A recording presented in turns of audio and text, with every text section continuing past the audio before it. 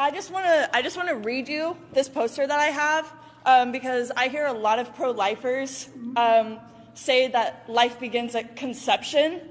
So my poster reads, "Life begins when you understand living women matter more than potential babies."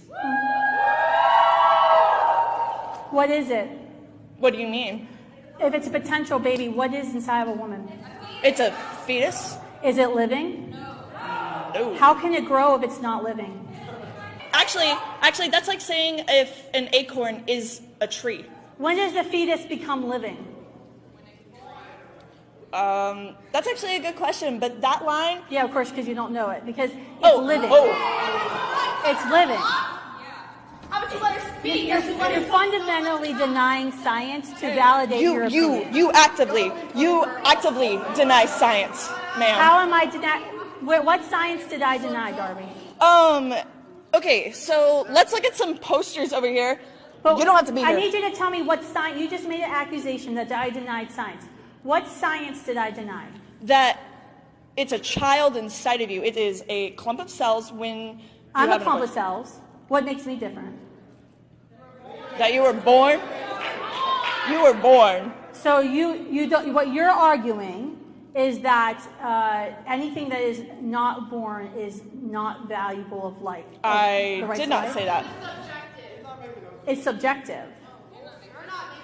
So when does a child or fetus or clump of cells, whatever you want to call it, when does this clump of cells or fetus become living? When it can sustain its own life. But when is that? When is the sustainability?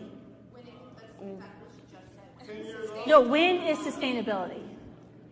21. About like 30 weeks to born, like 24, 30. Because like what? How do you sustain life? Like my newborns aren't sustainable.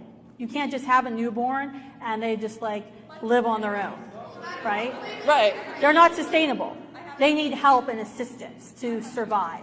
So is a newborn not worthy of life? Is a newborn not worthy of life? I do have one thing to say to you. How is it that when my mom was in college 30 years ago, she was protesting the exact same thing that me and these wonderful other women and men on this side have been protesting? How is it? Why?